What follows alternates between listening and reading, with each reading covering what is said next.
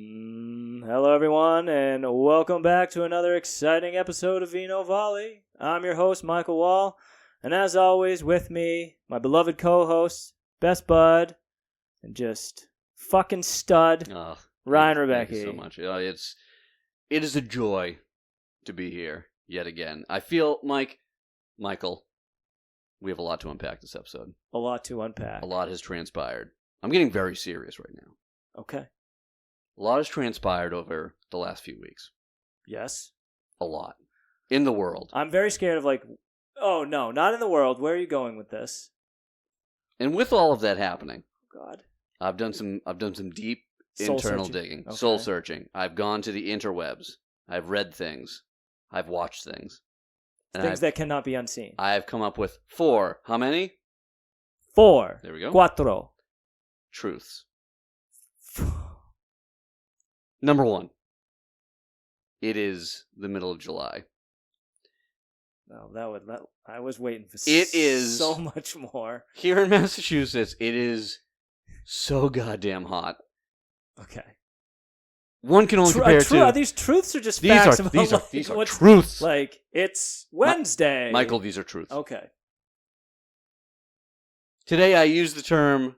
Is that the first truth to my father. that it's July? The first truth. We're still in the first truth. That it is... Yeah. Okay. That outside, not now, it's nighttime, it is literally hotter than a Baton Rouge Gators cloaca outside these last couple days. It has been mid-90s. I have been sweltering, trying to build things outside to better my family's experience on our massive deck. Anyway, number 2. So number 1, just to kind of summarize, is it's just hot as balls. Hot as balls. Okay. But alligators don't have balls. They have a cloaca. It's the universal hole. Anyway, moving on. Number 2. Harry Kane. The ultimate proverbial loser. That is a universal truth. One that I can get behind. Sure is. Number 3. We are indeed, at this point in time, in soccer purgatory. We have all the major tournaments ending. We have, 2 weeks before the Olympics? Yes. A lot of the clubs, they've got kind of like their summer break now with all the major competitions winding down. It is a bit of a lull in what has been a very exciting, fast-paced, some may even say tumultuous, most people would say, summer of soccer. Yes. Number 4. I have done some reading. I didn't write anything down here. And I don't want to get too far ahead in our episode, but based on some of the video content I've watched over the last couple weeks, it is without a doubt that soccer is an incredibly violent sport. Michael, how have you been? I've been fantastic. Just on the cusp of a return from a beautiful trip to Bermuda, as we spoke briefly. And that's right. If I could say one thing about Bermuda besides the beautiful beaches and crystal clear water, some of the nicest people I've ever met in my entire life. Like everything, good morning, good afternoon, good evening. They walk with their heads up. They converse, and not just with us, as tourism is probably one of the main cash flows for the island. I would imagine, but just like with each other, it's very like manners are very important to them. Yeah, and I found that I loved it. I made eye contact with everybody. No one was down on their phone. Yeah. I was conversing with walking down the street, people saying hi from across the street. How you doing? I get back here. I go grocery shopping on Sunday. Everyone's got their head down. I'm just like, I fucking hate it here. It's just like, no, everyone's siloed. It's not that hard. Like, I'm not asking to tell me your life story, but just look up, make eye contact. Common courtesy. And so that was, you think it's like the island life? Is it just like being on island time? I'm not going to do the culturally insensitive accent this time. Thank you. I don't think so. I think there is something special about, and that's one of the things they pride themselves on. When we were taking the cab ride back, the driver we had, who found out at the end, which made so much sense, that he does tours on the side because he was so goddamn knowledgeable. Yeah. Oh, by the way, Michael Douglas is a Bermudian. His mother is a native to Bermuda. Didn't know that. There you go. But anyway, I learned a lot of stuff. But he said that's is just something from from he was born, like it was just something in their culture was to just be, be polite inwards, I would say, to everybody. So yeah, it was awesome. Definitely something I still try to emulate. Like I still walk with my head up and I'm trying to make eye contact, and people like, I'm watching people now and they'll just like actively, you could just tell they're just looking the other way. Like they don't want to lock in because then they're just, you're in it. Yeah. So how dare someone feel some sort of emotion? Right. How dare we connect with our fellow man, woman? So, but other than that, I fucking stare dogs right in the face. Dogs, man. You have to. They'll look at you. They'll look right at you. Yeah. I look at the fronts and their backs, even when they're pooping. Especially when they're with the pooping. dead 'Cause I eyes. still have to assert dominance, Yeah. even when the dog's shitting. They need to know that I'm in control. Right. I'm pack leader. So I have the peanut butter. Other than that, it was a beautiful trip. Great celebration of our my parents, celebrating their wedding anniversary. Right. And Congrats. to that, it also just kind of organically came to fruition that the video I used to ding, ding, ding, hit our That's right. 1,000 followers was filmed none other on the beautiful beaches of Bermuda. It looked stunning. I'm telling you, natural breeze. Had the Oh, shirt, yeah, it was shirt just- flowing, Yeah, just like a late '80s and early '90s MJ. My mom thought I was channeling like my inner Middle Eastern roots, and I was like, no, I was trying to emulate Michael Jackson. She's like, oh. I was like, yeah, didn't come off, but hey, Utter hey, disappointment. we got to 1,000. We did, and you know what? It's big. It is. It's a milestone. Like it's super exciting. Like I've been like on cloud nine about it Yeah. the last couple days. Like, where people are following, people are listening. Yep. People must like something. the soothing, sultry sounds of our voice. Yeah, and to that, I got an email this morning from a company that was like, hey, like, they wanted to do a website for us for the podcast. Basically, it's, they do a whole mock-up of it. Yep. And we work with them, and it's free until, we like what they Right. put out. Yep. Then you got to pay. And I was Yeah. like, I'm flattered. Yep. But we're not ready. I'll handle the website, which is, It's like true love. You know when the time is right. Speaking of true love, my beautiful bride and I celebrated our 13th wedding anniversary yesterday. Kudos. Yeah, yesterday. Yeah, I was here. Well, not for the No. like for the day. For the I day, mean, yeah, she my was wife- at she work. had It's to not work, like, yeah. brought the boys over don't for make fun. it. Don't make it that morbid. Yeah. And then the week before, we had a little vacay ourselves. We were down the Outer Banks in North Carolina. Again, just freaking Just stuck to yourself the entire time. like Ace Ventura coming out of a rhinoceros Oh, noose. God. Just so freaking hot and humid. But it was beautiful. Big ocean time, big pool time, barbecue. I am really channeling my inner Stamos, just going like full bronze Greek god right now. Meanwhile, again, I came back from Bermuda, and you would have thought I was in Ireland the entire not a 1 ounce of sunlight touched my body No. the entire week. except we for were that, there. except for the 30-second video you filmed to Correct. to get us over and the all the 1K burn, mark. all the burn that ensued. Yeah, but no. But yeah, so I mean, there's so much to unpack. It's really it's hard is. to think that we're going to be able to get to it in this episode. But a couple of the big takeaways from, we've obviously last episode talked about the exasperation of the Copa Yep. and the result from Panama, that at that point in time we needed a result from Uruguay. Now I think I still have it in my phone, dossier of notes Yeah. from the Uruguay game, like just big takeaways that I wanted to go through, and I'm not going to, because what's happened kind of makes it all irrelevant. Is that ding dong, the witch is dead. Greg Berhalter is out. It's the only correct decision. The fan outcry, the American Outlaws, the Ultras, which big market tease there. Hell yeah. They sent out an official statement about that.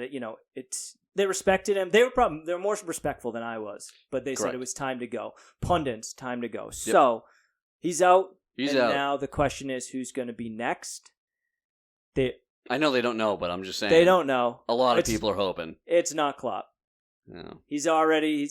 I knew that was never going to happen. No, Listen, I know, but he's too. Like, for a club team, he can be passionate, but I think from a national team, if a national team was going to come and he was going to accept it's going to be Germany. yeah. it's the So Germans. we'll see. But there are plenty of names being thrown around right now, and as long as they don't do the dumbest thing and hire another fucking MLS coach, Yeah. I think anybody's going to be better. But we really want someone who's either been on the international stage, or more importantly, if we could get someone who's at some point been on the World Cup stage, knows the pressure, knows what it takes, that's who the USA need. Time will tell. And then on the other side of the pond, Mm-hmm.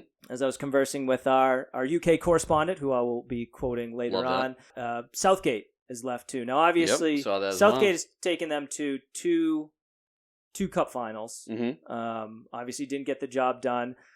Partially, I definitely think his tactics, the players he played and the positions he played, just for the sake of kind of like the way USA does, where instead of playing the formation that works with the 11 based on their position, you try to fit your best players into positions they may not be comfortable with. Yeah. And I think you lost a little bit in the fluidity with Kane, the perpetual loser, being an absolute ghost in the final. Yep. But so they're kind of in the same situation. So many names being thrown out. Who's going to lead the English into the upcoming World Cup? The newest name that's been thrown out, which Pat and I were like, he's drooling, Yeah. is Pep. So Whoa. yeah, Whoa. which I was just like, dude, I was like, they love to say it, and I will fully back you. If Pep Guardiola took over the English for the upcoming World Cup, it's coming home. Like, wow. that team would fly. That's So, crazy. Yeah, I mean, it's pure speculation. There's everybody Yeah. under the sun, Yeah, but it's still, like, yeah. damn, that'd be a good get.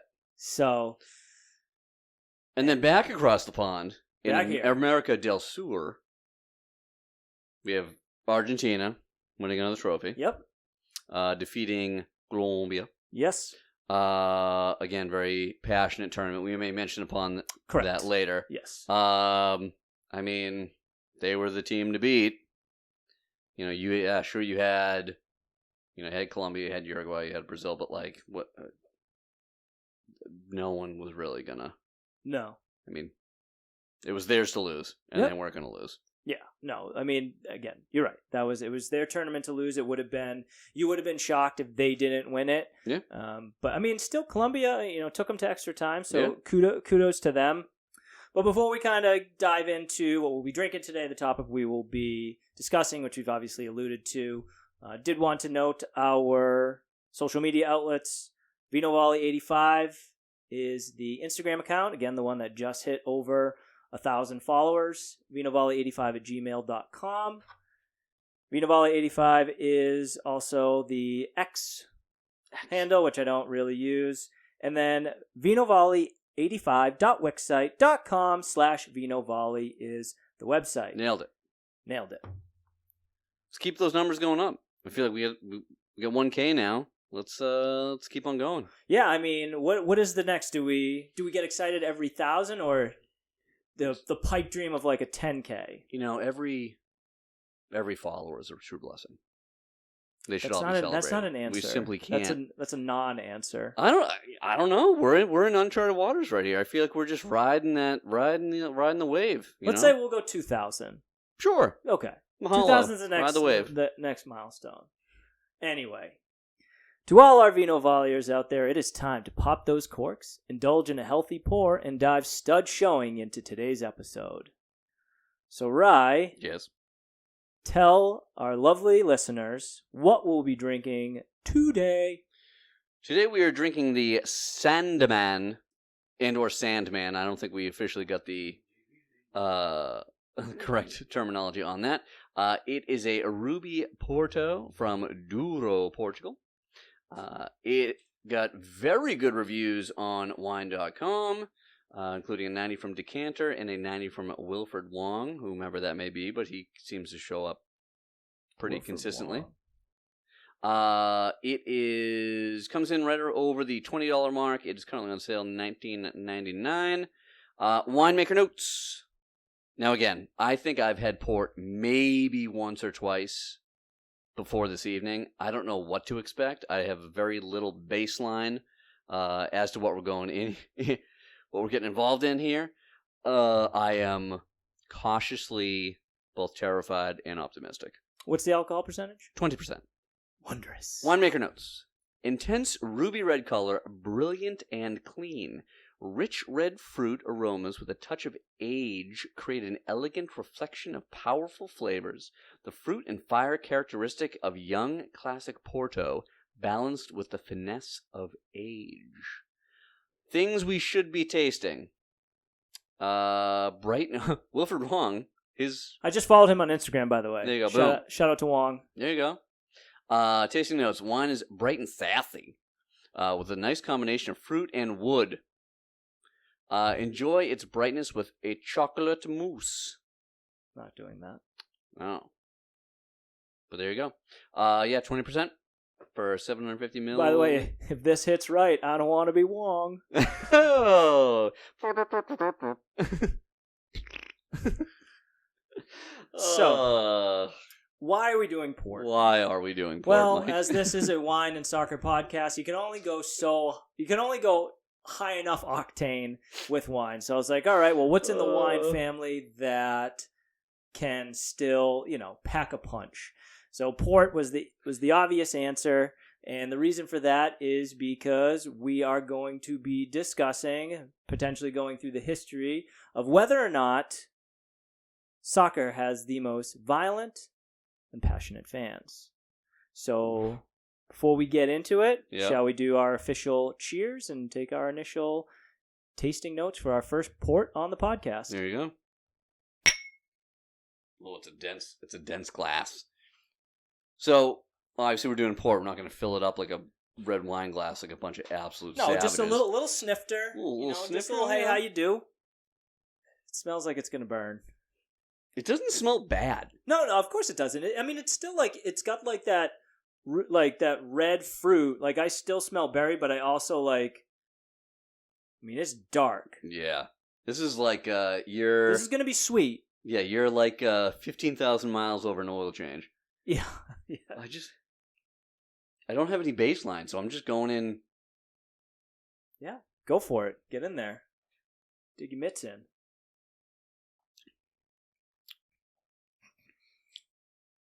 I was not ready for that. Oh, that's not bad. No, it's nice. It's got a little bit of burn, but it's also our first sip, so I'm not going to put too much stock into that. Yeah, it's sweet. It's not overly sweet, but definitely sweeter than anything we've had. It's a dessert. Yeah. Italian, they call this a little dijeri, right? A little after dinner drink. I don't hate it. No, I'm still scared. Yeah, we'll see where this takes us. Probably because I'm also for my standards, very dehydrated today. I've been out in the sun literally the last 3 days building a massive structure, and I can only contribute my dehydration to orange ecto cooler coming out of me when I do urinate, and or just trying to piss nailheads. Nice Boston lager. Yeah, it's just big sun, trying to stay hydrated. So this should really help. This should go well. Oh yeah, but yeah, it's good. It's again sweet red fruits. Yeah, no, it's cool. I'm not biting into a block of wood. I feel like with its sweetness, though, it's something that got it on my nose.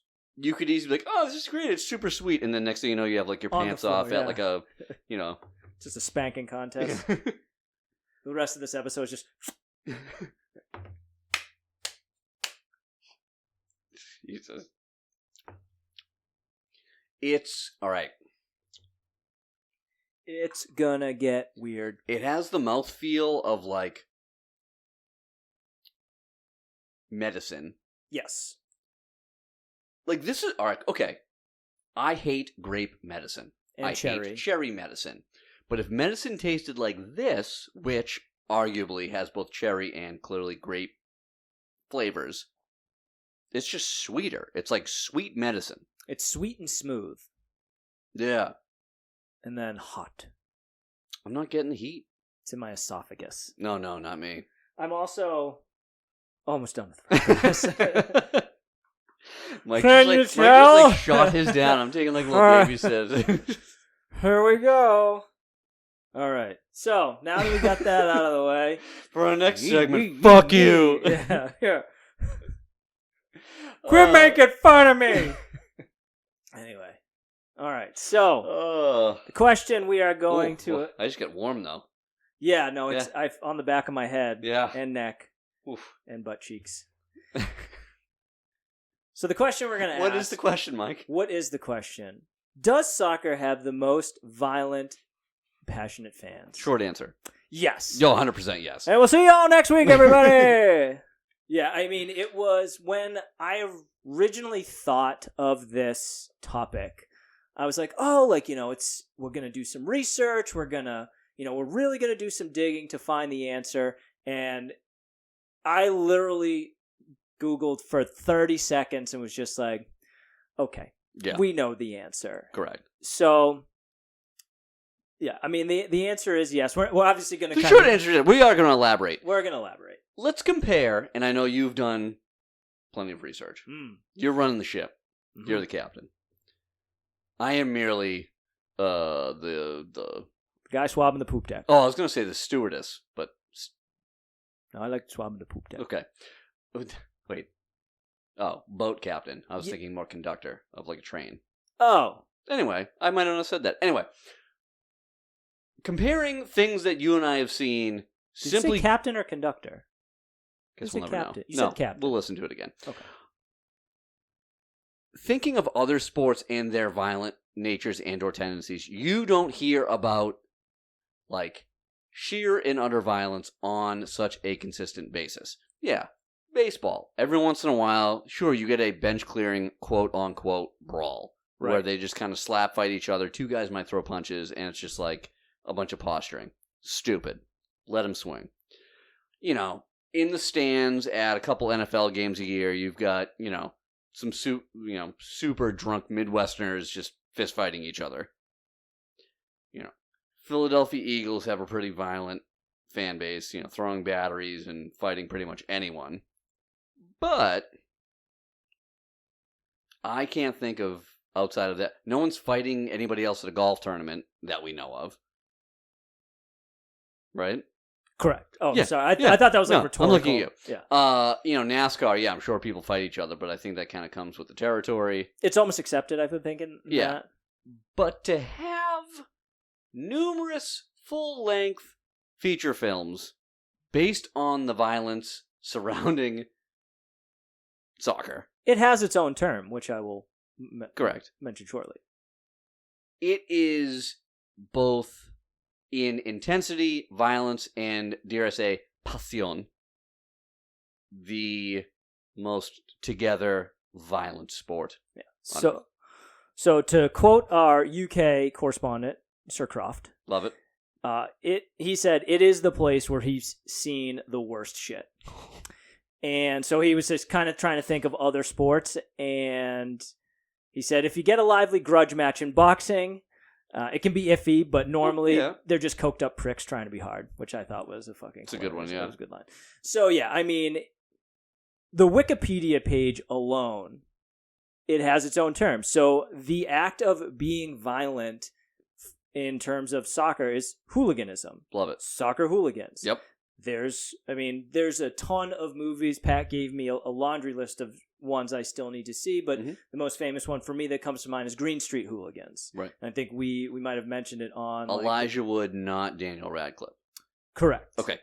And so, following what they called firms, which is basically the gangs for these teams. So the one thing I want, because we obviously we started off that they have the most violent, yes. But there's two sides of this coin. Sure is. Not only do they have the most violent, but they have the most passionate out of any sport. Yes.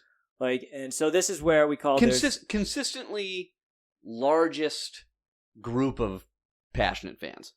Yes. Because we live in an area of the country where, Well, I just mentioned them. The American Outlaws are an example of one such, so ultras. Yep. So I do want to just identify the difference between hooligans and ultras. Please do. So I think hooligans will probably get into a little bit more as what consists of their acts, Right. and obviously, most notably, some of the moments in history. We'll also talk about the top 10 Premier League hooligan groups. Hell yeah. So we'll go through. But so ultras are a type of association, football fans who are renowned for their fanatical support. Okay. So anytime you've basically the traveling ultras, these are the fans that will go, hell or high water to support their team in the way end. They'll have the banners. They'll be, when they score, they'll be lighting the flares. They'll be singing the songs. So that's what an ultra is. Now, they're not saints, okay? Ultras have been known to engage in hooliganism. Okay. But there is a distinction where the vast majority of their interactions is to display their passion, to chant for their team, to be the ones, to be the voice, especially when the team is on the road. Okay. So, there are plenty of clubs that have a great group of ultras, those that follow. So there is that distinction where hooliganism is strictly like, I'm going to fuck you up, I'm going to fuck shit up, I'm going to make life difficult for you. So I'm here to fight in the name of my team versus, like, I'm here to support the team by my presence in the stadium. So case in point, when Arsenal were chasing the title and it was... forget who they needed. It was Tottenham was playing Man City. Arsenal fans were outside the City Hotel lighting fireworks, flares, fires. That's hooliganism. So that's where it becomes destructive.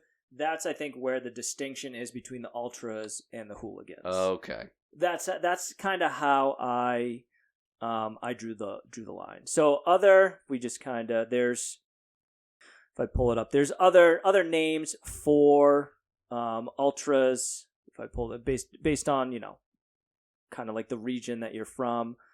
So in Hispanic America, it's Barra Bravas. Ooh, bueno. Yeah. So, or in Brazil, Torcidas Organizadas. So there's different names, but it's just those fanatics that basically love their team. And to kind of bring it into current events, the final of the Copa America. So it's like, where was the line drawn for those Colombian fans that were seen? I don't want to overgeneralize. Most of the shirts I saw were yellow in the videos. Yeah. There could have been Argentinians, but climbing the fence, climbing into air duct. So they just at one point security's just like, no, let them go. I mean, that's I think a bigger conversation, a bigger concern with the World Cup coming up. Also, you're dealing with an international sport that, again, has such a passionate background. What do you think? Well, especially the fact if you didn't learn your lesson from the semifinal with Uruguay versus Colombia, you saw what could happen, and you were just like, we got it covered. So, those fans going into the air ducts to watch the game, I don't know where they classify. It's kind of like a Mod Podge of your ultra, super fanatical, want to see your team, but also you're fucking destroying the stadium to get there, true, and you're fucking everything up because people who had tickets was taking them forever to get into the game.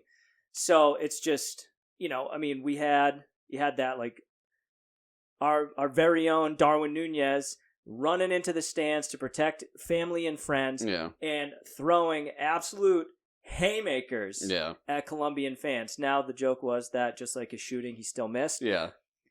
I still applaud him. I hope that nothing comes of it. I think the fact that the same shit happened in the final and that it kind of proves what everybody was saying. They were completely understaffed, unprepared. Yeah. But it runs hot in the sport. Sure does. The blood runs hot. So there's so again, just the distinction because there's so much love and passion in the game. When I was at Anfield, the crowd chanting. Again, I may have thrown some hateful speech at the referee because I thought he was a putz and couldn't call the game. But for most, it was the chanting, it was the singing, it was camaraderie. It was awesome. It was that's what I love about it. Yeah, yes, you get that in other sports, but how many other arenas are people just singing songs about players and teams? It just hits different. Yeah. So I do want to applaud it because there's something magical about the passion that comes from the game of football, soccer. Well said. now that we got that out of the way, there's just a lot of fucking dark shit. Yeah. A lot of I purposely didn't want to go into specific examples because like I didn't want to like cry in my glass of just like people who've lost their lives, but like it needs to be said, it's happened. There's it several, certainly has. Yeah, so we know it's out there. We don't need to. That's not what this is about. No. We've already mentioned like referees getting shot after. In a Brazilian league game, a player the goalie or whatever got shot in the leg with a rubber bullet. So the police like from charging. It was wild stuff. But obviously, they do say that there is a difference between alcohol-related acts of violence and hooliganism, where alcoholic acts of violence of those who just like went to the game, had too much, and then their emotions get the better of them. Yeah, being an asshole. Where hooliganism, it's premeditated. Yeah, you know, like you you're get going hard to, time based on the difference. You know, you're getting into a Donnybrook, right? And that's what you're there for. Yes, exactly. So, but obviously, alcohol doesn't help. So, what constitutes hooliganism? Can be in several forms. Starting fires. That was the first one on the list. I was like, okay, arson, got it. We went really high there. Unarmed or armed combat. Okay. You know, your standard throwing stars. You know, throwing stars. Just kidding. No. Jesus. But like, you know, a stick.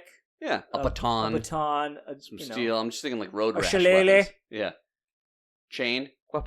Yeah, you know. Graffiti actually falls under hooliganism, which like after the first two, you're like, oh, lighting shit on fire, beating people to death with armed weapons. Yeah. Oh, I'm spraying a wall. Spray paint. I'm a sucker for spray paint. I have a soft spot for like good spray paint art. I mean, some of the murals in Liverpool are amazing. Yeah. Oh, okay. Hate speech is hooliganism. Yeah, so I can imagine a lot of that goes on. Yeah. So I mean, I guess I partake in light hooliganism. I've never thrown hands. I've never lit anything on fire. Yeah. I've destroyed a tree stump with an axe. You sure did. That thing, you know, poor thing didn't know it was coming to him, but and throwing things at players, which we've seen. But I think when they say hate speech, it's a lot of like the racial chants, like that we. I mean, not cool. Like, that is when we talk about outside of hooliganism, racism is the most paramount I've seen in any professional sport. Yeah. Like the most acts where like fans are throwing hate speech. Yeah. And so when I said hateful speech, it's just more like anger, expletives. Yeah. Like, no, I get you. Okay. Just want to make sure I didn't just like openly say. Oh that no, I'm I understood what you were talking about, but it's I think you need to clarify for the folks point out there. Clarification. So, yeah, throwing lighters, bottles, things like that at players. So that all of those are acts of hooliganism.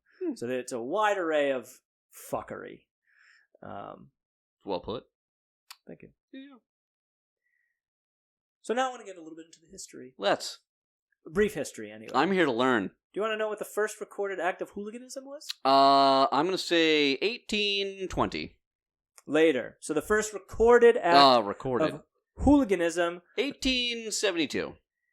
Occurred during the 1880s in England. Go on. So a period where gangs of supporters would intimidate neighborhoods, in addition to attacking referees, opposing supporters, and players.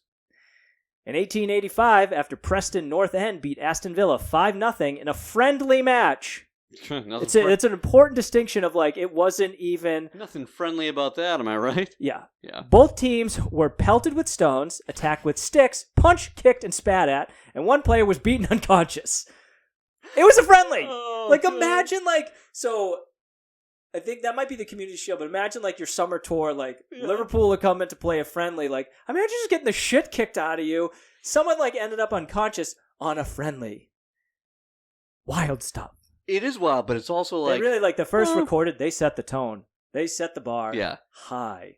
As crazy as it is to hear and say out loud, there's got to be a part of you listening to it be like, oh, yeah, I mean, I can see it happening.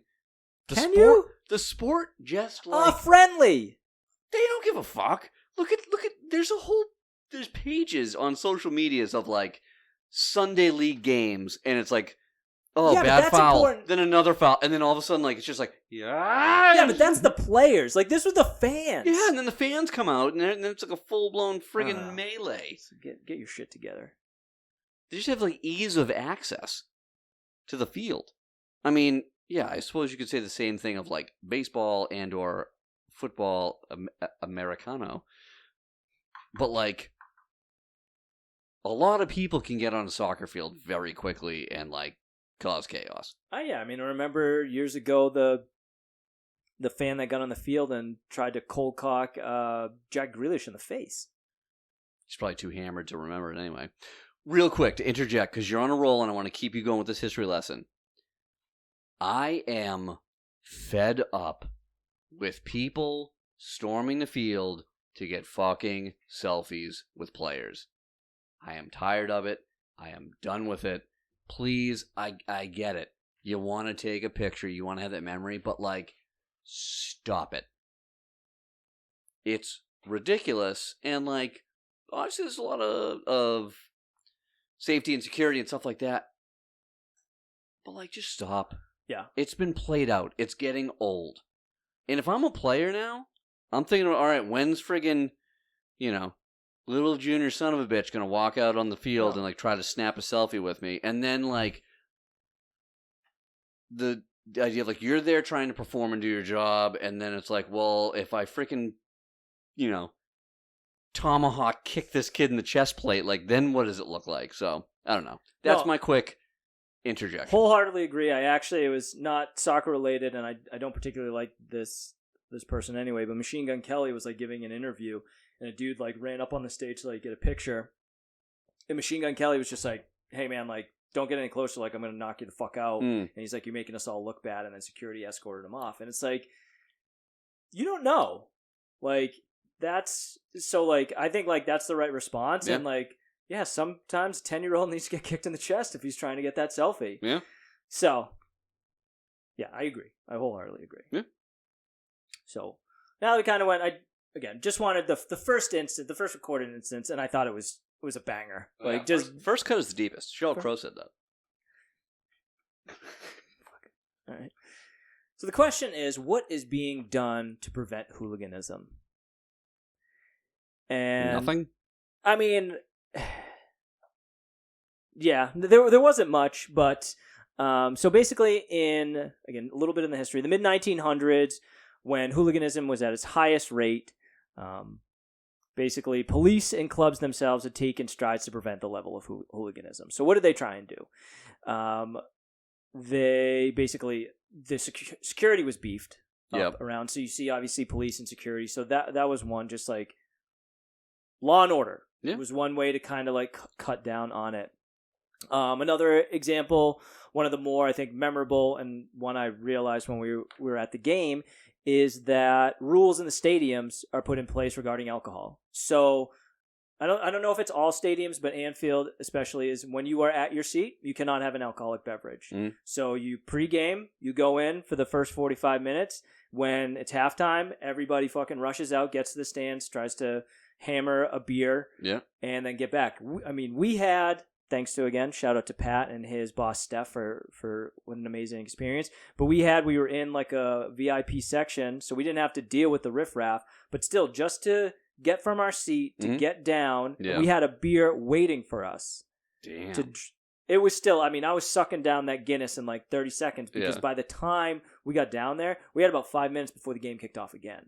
So it's like, even if you got to the stand and missed like the first, you're maybe getting one down. Right. So, obviously, we said it's not a direct correlation with alcohol and hooliganism, but obviously to limit the inebriation is, I think, is a big factor. But also to bring back what you're talking about, like early 1900s? Yes. Like, I feel like that was just also a time of violence everywhere. Sure. Like, picture Peaky Blinders, right? Like, everyone's walking around with, like, bowler hats on and just looking to fight anyone or anything. I feel like that, between, like, 1890 and, like, I don't know, some other time, 1930, let's say. I feel like everyone's wearing the bowler hats, everyone's looking to fight everybody else, everywhere. Yeah. Except for during Christmas time, because I feel like that's the most magical time over in England. Well, maybe I'll reach out to Pat to see how hooliganism is during the holidays. after That would this be a good this follow-up episode. question. I think I'm also curious. I'm here to learn. By the way, you know what we haven't had in a while? Actually, I think is Mike Wall Honesty Hour. I think we've been on point. We've been very good. Yeah. We're getting better. We have 1,000 followers. The numbers like Shakira's hips. They don't lie. lie. Put her up to a lie detector test, and they truly did not lie. So anyway, the last one is extreme measures, some by the laws of their nation. But in 2016, officials recommended that it was a complete ban of alcohol at the Euros. Okay. Wild notion. And then police just take more drastic measures: the use of tear gas, water cannons for crowd control. Separate entrances, right, for the different supporters, right? Yep. But I Yeah. mean, even that is. I mean, I know it's salty because we lost, but the whole the last time Liverpool were in the Champions League, the debacle of That's right. Real Madrid fans Mhm. versus Liverpool fans, and then it was like, oh well, they came out with like, well, Liverpool fans were being rowdy, that's the reason, and that was a complete fabrication. They like actually had to retract their statement because it was a fucking lie. Yeah. But it's just like continually we see that whether it's whether it's FIFA, whether it's UEFA, like whoever the governing body is, they're just trying to milk as much money out of it. And obviously extra security, police force is expensive. Mhm. But we talked about, we didn't want to mention specific tragedies, but there have been tragedies because of incompetence, because of lack of proper authorities. Mhm. So it's like, are you really going to be so cheap that you're not going to do what is necessary to spend the money to have the proper law enforcement in place for the largest sporting event in the world? Do you want that blood in your hands? I don't think you do. So hopefully the Copa was a wake-up call for the World Cup so that they make sure that everything, the proper authorities, the proper security, the proper protocols are in place Mhm. so that we can minimize hooliganism and make sure that those who have spent the money, because it's going to be fucking expensive. Yeah. Okay, so those who have spent the money to support their teams, to support their country, can have a memorable experience and just enjoy the love of the game and be on the ultra side rather than the hooligan side. There you go. Well said. So, Here. here. Good. So to wrap things up, I did want to go through and talk about, just list the top 10 hooligan clubs for teams that have been in the Premier League. They may not be, obviously, all in there now, Right. but this is through the history. At These are some the point top in time. 10 firms and what their names are, Based on. based on some website that I looked at that had this list. Okay. So it's That, like based on their violent tendencies. Yeah, I think it's just like, yes, violent tendencies, the Arrests. size of them. Yeah. The clout, basically. Okay, So gotcha. coming in at number Street cred. Yeah, coming in at number 10 Number 10. is Arsenal, and their band of hooligans are called the Herd. I mean, that's kind of cool. It's kind of cool. There are some good ones. Coming in at number 9, That should have been the name for the Utah Hockey Club. the Herd. Yeah. Mm. So metal. Anyway, go on. Coming in at number 9, Cardiff City with Soul Crew. Yeah, that one didn't really resonate with me. Some of these I don't get the reference. Yeah. Again, maybe Pat can. Defunct 1970s funk band. Yeah, Pat can shed some light. Coming in at number 8 is Portsmouth with the 657 Crew. Okay. 6.57. I don't know if that makes a difference. Okay. Stoke City was number 7 with the Naughty 40. I don't know. I don't know either, but I don't hate it. Coming in at number 6 was Man United with the Red Army. I mean, Chelsea is coming in at number 5. Yep. With the Headhunters. They're the Chelsea Headhunters. I felt it was redundant because they're Chelsea, so they're just Headhunters. I gotcha. This one I think was my favorite. Birmingham City, Mm. number 4, with the Zulu Warriors. I don't know why I like that one. Okay. Leeds United at number 3 with the Service Crew. That's fucking metal. Really? I thought Yeah, this just no, sounds like I like that too. a bunch of whores. Whores. No, I like that one. That one speaks to me for whatever reason. Coming in at number 2 Hmm. is Pat's very own West Ham United Yeah. with the Intercity Firm, or as I knew it from Green Street Hooligans, the Green Street Elite. Yep. And then number 1, as their rival in the movie was, Millwall with the Bushwhackers. which is what I do whenever I'm in a hotel room. Wag that bush off. Anyway. All right. Man, Millwall. And what level are they at? Are they in the championship, or are they like lower? I think they might be two leagues down. That might be a Mike Wall honesty hour, but I don't think they're in the championship. I think they might be below. I think who knows? Mm-hmm. Something I could easily look up, but fuck it, we haven't done the Mike Wall honesty hour, so yeah, I'm itching. That was good. That was a good list. Yeah, I in the little bit of research I did of just like how violent is soccer, like violent moments in soccer, there are pages upon pages of websites with YouTube clips, many which have been taken down. Yeah. Of just like on-field acts of violence.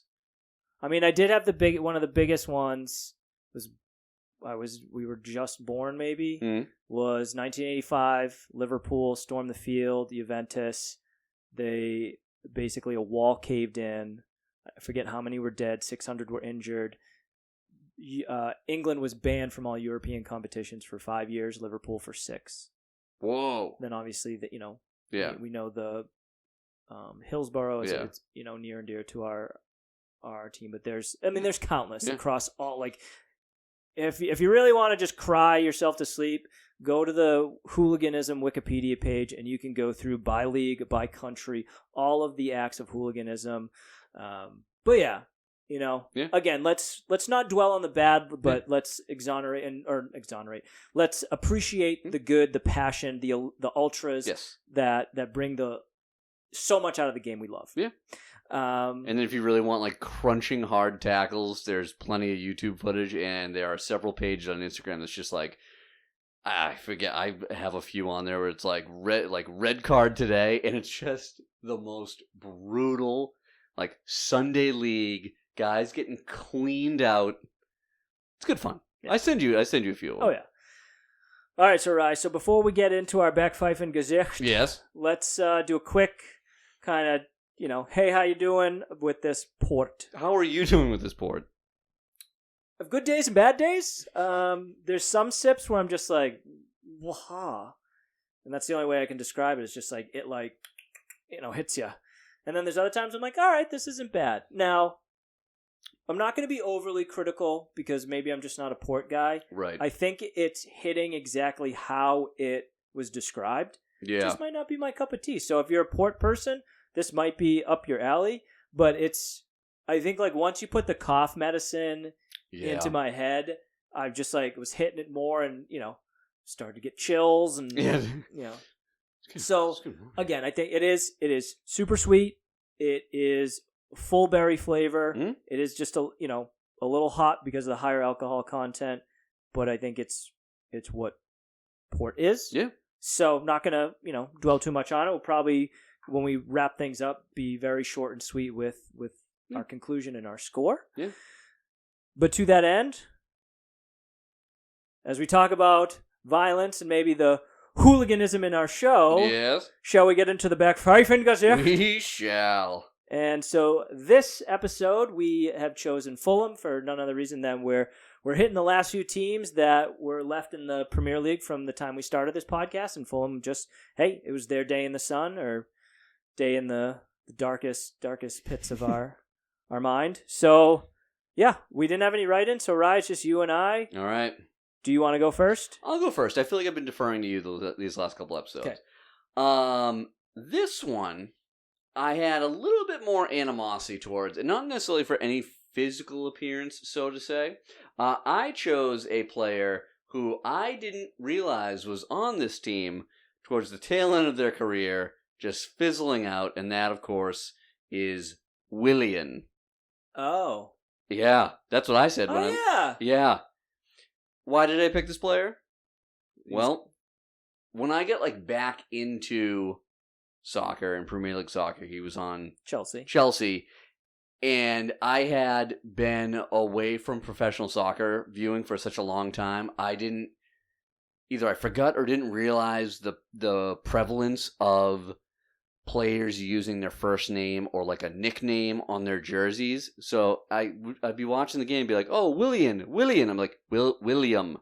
William. Like, I'd be talking to the TV, and I just want him to say William, but his name's not William, it's Willian. So it caused me, the smallest amount of frustration, which is apparently I've held this over numerous years. Also, as I tend to do, that's really the only reason I can't stand this player. He's very small. Because when he was on Chelsea, he was like a spunky little player. Like, he was kind of a problem. And then fell off, went to Arsenal in 2020. Yeah, that was a failed experiment. Sport Club Corinthians Paulista, and then Fulham since 2022. Yeah, the whole first name thing, or like nicknames on jersey, really bothers me, except for Allison, which I don't know why. It doesn't bother me as much. Because he's a Liverpool player. Yeah. Yeah, probably. Yeah, it's 100% what it is. Yeah. It's okay, though. He's also 35. So, like, he's on the way out. He's also 5'9", 154 pounds. Strong fart will knock him out. You don't even need to punch him. So listen. Yeah. Him and I. But, yeah. So there you go. That is my choice for the Backpfeifen Gesicht. As this player has brought me the slightest amount of torment just for the sake of his name not being William, it is Willian. So there you go. That's what I got. All right. Fuck him.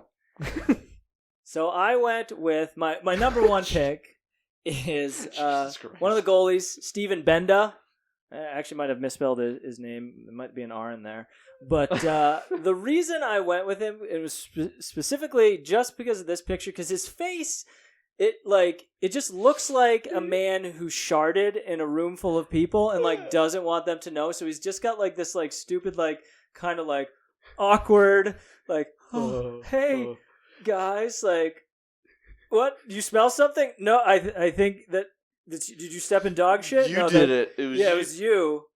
He looks like Diogo Jota's brother that he never knew was locked in his attic the whole time. He's just got like this just derpy face, and again, it just like looks like a goofball. I don't have any animosity towards him. Yep. So that was my number one pick, because it was just a goofy face. And the other one was Sasa Lukic, and only because he looks like the poor man's Dejan Lovren. That is an accurate description. Yes, he does. So I'm assuming he is from some Slavic nation. Maybe. I don't know. But I just, Dejan Lovren, I think I loved him because he was a Liverpool player, but he also caused me a lot of angst and animosity. So this guy kind of looks like a poor man's Dejan Lovren. So I would never want to punch him as a former Liverpool player, especially because he has such a close relationship with Mo Salah. I would not want to upset Mo. You see this guy's picture, your hand just starts to shake. It's like, so I'm just going to hit this guy. Yeah. Good. He deserves it. So, welcome. Those are my two. Those are good picks. Quality picks. But that, just like... Yeah, no. It's like, I just pooped and I don't want anybody to know it, so I'm just going to have this smile on my face. Yeah, you just walked out of the stall and used all the toilet paper up. He's like, this is your problem now. So. Dropping absolute hot snakes. Oh, God. All right. Oh. So, now that we have wrapped that up, I think real short and sweet, let's give our final thoughts on the port, as well as our score, and then we'll kind of dive into the wine for next episode, the team we're going to be punching in the face, and the topic, and how that all ties together. So, Rye, what's your score? It is, and I do regret in a way, but I give the people the honesty they deserve. Hey, we're nothing if not honest. It does remind me of like a medicinal quality. I wish medicine tastes like this, because again, well established, hate grape, hate cherry medicine. Stupid. Give me unflavored. Don't care. It's just like, I think for port, I think it's good. Like, I can see someone enjoying this. I wouldn't want to have more than one glass, ever. I don't know if port is a thing you have more than one glass of. I think it's like a, like you said, a little EGD, like a little after dinner kind of thing. So we're drinking more than we should have. Yes. Well, listen, we gotta do our part. We gotta give the people what they want. I would go for any other after dinner cordial than port. This, has brought back some memories. I do remember the first time I think I had port. I'm like, I don't like this. This is gross. And while I don't care for it, I think for what it is actually good. Mm-hmm. So my score, just because, not for me, but don't want to cheat it as it could be or is a good quality port, I'm going to give it 6.3. Okay. I like that. Yeah, I mean, I hope I never consume this ever again. I just burped it up. I was going to say, you just had the look of confusion and disgust. It doesn't taste better when it comes back up. I agree with everything you said. It's not for me. You know, there's all different variations of port out there. I think there's sweeter, there's drier. So I mean, maybe a drier one would have been more up our alley. But yeah, I think if you like port, this is, I think, something you would enjoy. So I'm gonna go 5.9. You know, more than fair. Yeah. Like, you're gonna, if you do hold on to this, like, you gotta make like some sort of berry compote with it. Like, you need to use this to like reduce with berries for some sort of tart and or dessert, because you're not gonna drink any more of it. No, there won't be a single ounce that will hit my lips. So, like, I don't know, find some baking recipe with port in it. Sure. Okay. Sounds like a plan. As you look directly into my eyes and pour it down the drain. That's what I think of your fucking suggestion, dude. Anyway, so now that we've wrapped that up, kind of last minute items, is we talk about the wine we are going to be drinking next week. Mm-hmm. Or next episode, and how that's going to tie into the topic. But before we do that, again, we're kind of hitting the end of the list of teams that we have not picked. One of which I thought we had caught all the ones that got relegated. We did not. Burnley was on our list. We haven't hit them yet. So Burnley will be the team for next episode that we will be talking for the Backpfeifen Gesicht. For no other reason than, again, we're just kind of hitting the last few teams. List.